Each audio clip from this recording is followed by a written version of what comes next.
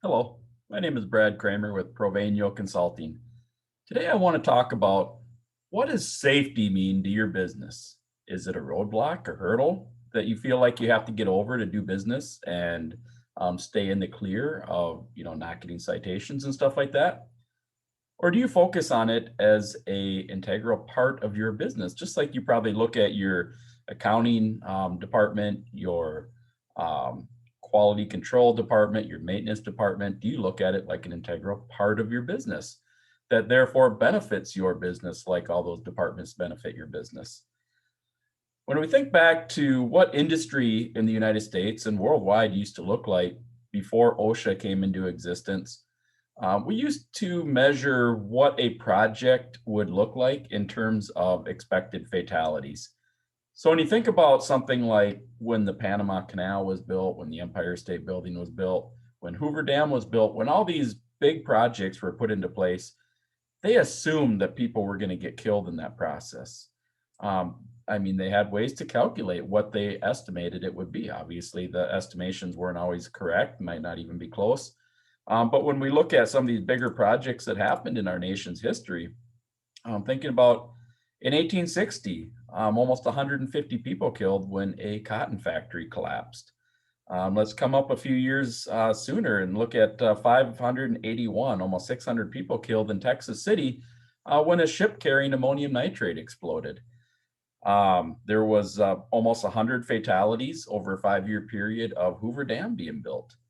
And that was not too long ago here, back in the what was it, about the 1920s, 1930s, and even more recently, a lot of accidents have happened leading up to the creation of OSHA, with the expectation that we protect our people in our country. When people go to work, the expectation is they come home at the end of the day to their family and loved ones.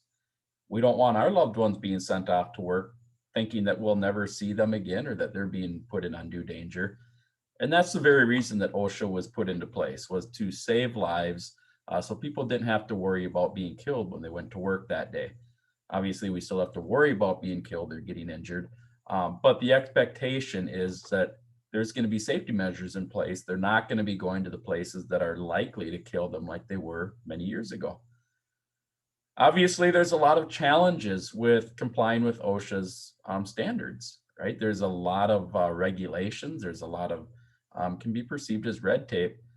But I guarantee you, once you start getting into safety, when you have somebody that's has a lot of certifications, experience, skills in that realm, it becomes much easier to comply with OSHA's regulations, and your business is going to reap much more benefits from your safety program.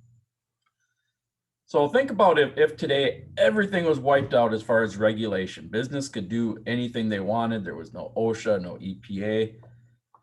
Do you really think we would go back to the way business was done back, say, in the early 1900s, where factories were dirty, dangerous, not well kept up?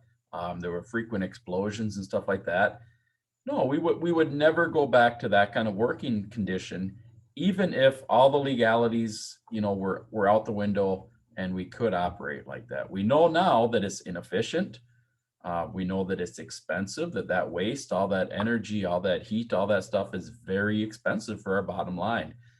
We're in a much more competitive industrial atmosphere right now.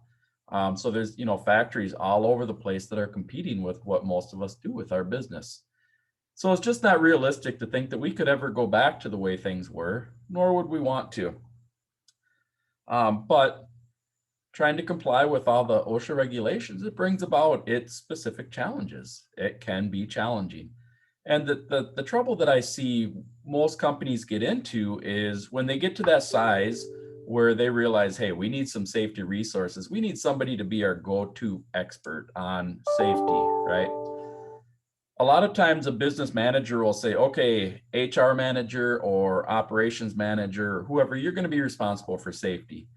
And what happens is they put that person through an OSHA 10 or an OSHA 30 class, and they say, all right, good, you're trained in safety, now go take care of it. I don't want to have to deal with it, right? Unfortunately, OSHA 10 and 30 are very, very good classes, but those classes are designed for supervisors so that they understand safety, you know, what the hazards are.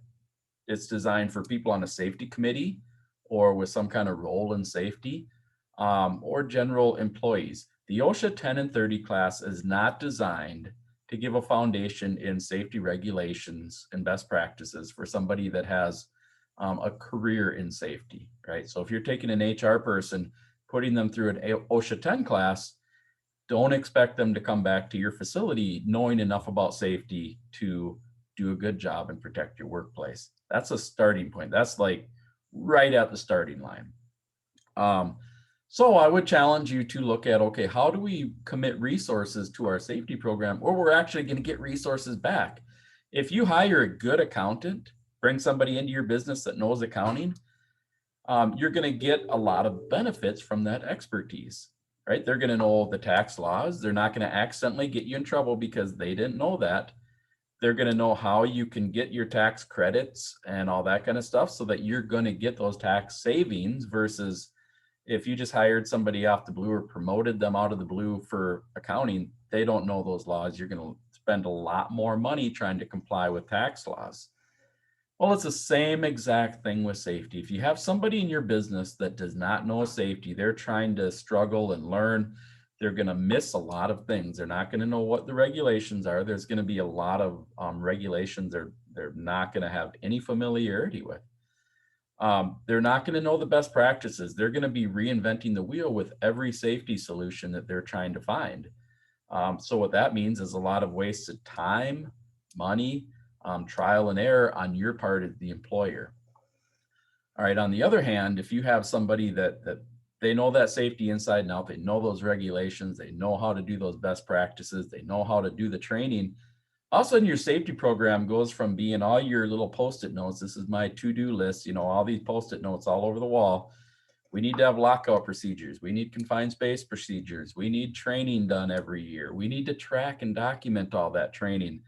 All the things that you have to do, the inspections, the paperwork, all that stuff is just going to build up as post-it notes on your wall if you're even doing them. And at some point, somebody's just going to throw up their hands. All those things are going to get forgotten and you're going to be in trouble, whether it's regulatory trouble, not being able to find employees, your work comp premiums are going to be through the roof. And you're going to have a reputation in the community as getting employees hurt, being a bad place to work. So bringing in somebody that has safety expertise can bring a lot of benefits to your business. So if you're interested in learning more about how Provenio Consulting can develop your safety professionals so that they're actually knowledgeable about the things that you're looking for, what you need to do to comply, I would love to help develop them. If you want help training your employees, we'd love to come in and just train your employees to take that off your safety person's plate. We can do inspections, show them where they need to be focusing, what regulations they're under and things like that. So you're going to get what you pay for with any type of expert. So we'd love to help you out, develop your personnel, get that training done and stuff like that. So how are you benefiting from the safety program in your business? If you're not benefiting from it, we'd love to show you how you can do it. Brad Kramer, Provenio Consulting.